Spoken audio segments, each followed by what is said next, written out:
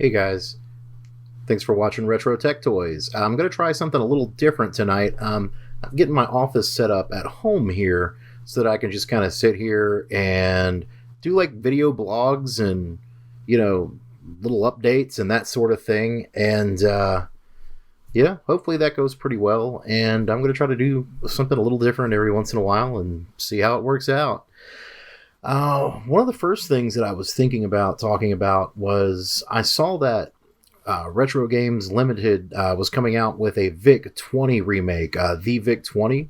I was kind of curious about that because I've been trying to get like the C64 Maxi for the longest time here in the US, and it's just been really impossible to get a hold of. And there are places that you can get it, in Europe and have it sent here. And I actually did that. I ordered it from Shop4 Megastore. .co.uk, I believe, and it was the last one they had in, and it finally showed up, and I'm actually shooting a video on it right now. I haven't uploaded it yet because I need to get to my actual office because I have a new office. If you saw my last video, I need to get there, and I want to grab my SX64 and my regular Commodore 64 and my C64 Mini, and I want to put them all kind of side by side and sort of like compare them and see what they look like just next to each other. I thought that'd be pretty cool.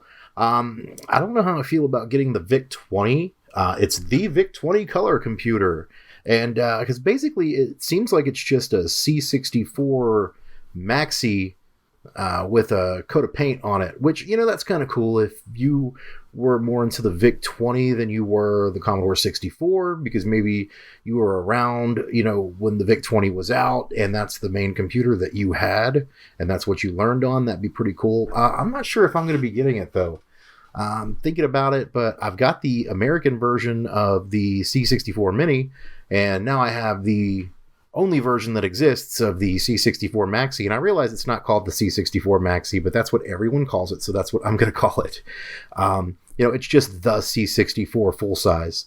I've been playing with it for a couple of days, and I like it a lot. I don't want to say too much about it because I'm actually doing a video on it right now. I'm shooting everything. I've got most of the stuff done. It was going to be a really quick video, but I decided to get a little more in-depth and, like I said, compare them to the actual models of the real thing. And so I'm going to be doing that hopefully tomorrow and the next day.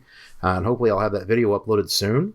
Plus, I've got a lot of really cool DIY projects coming up that I'm going to put on the channel as well. Making a bunch of really cool stuff. I got a Sculpto Pro 2 3D printer. It's okay. I think I'm going to save up for an Ender 3 instead because I've, heard great reviews on them, and I picked up the Sculpto because it was about $100. We have a place called Joann Fabric. If you're here in the US, you've probably heard of it. I don't know if they're elsewhere, but this is like a this is like a $500 printer, and I picked it up for $99 because they were having a $99 special. Apparently a lot of people did because right after I got mine, like their servers went crazy. And I couldn't use the printer for a while because the thing with this printer is that you actually have to use their servers to slice the files. Now there's like an expert mode that you can use, but I haven't tried it yet because the printer's really not set up for that. Anyway, I'm babbling. Like it's an okay printer, but it's got a lot of issues. I'm actually coming into a second one in a few days because a friend of mine also bought one and he hates it. So I'm going to grab his. So I'll have two of those and hopefully an Ender 3 within the next month or something. So I'll be able to 3D print a lot of great stuff for like some really cool do-it-yourself electronics projects, which I think is all kinds of fun. And I'm going to have all those on the channel. I'm going to be building a lot of really cool things. But anyway, back to, I digress as usual.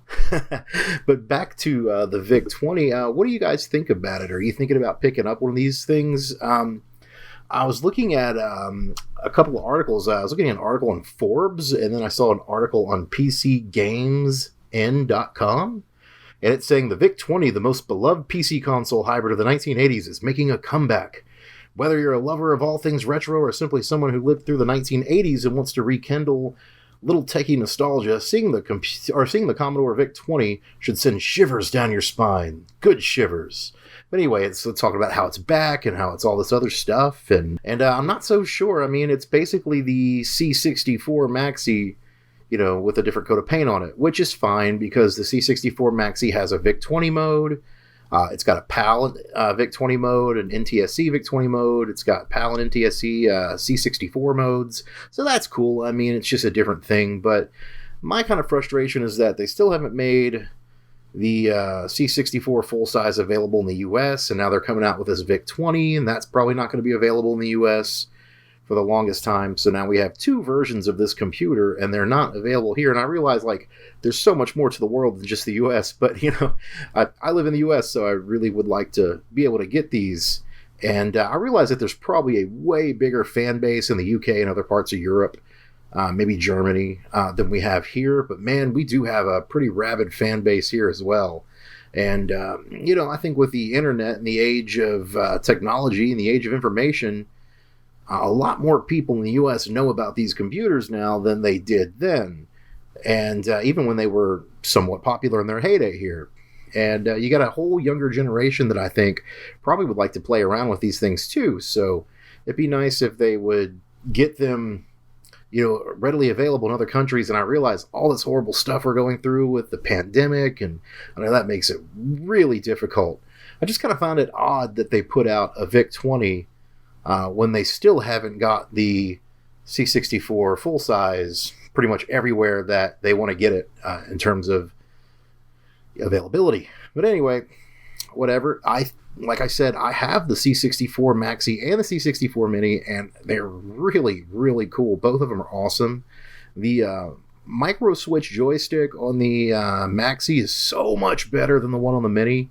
It's unbelievably better. I'm still probably going to end up using a controller because I'm not a big joystick person. I have been using the joystick. It's fine.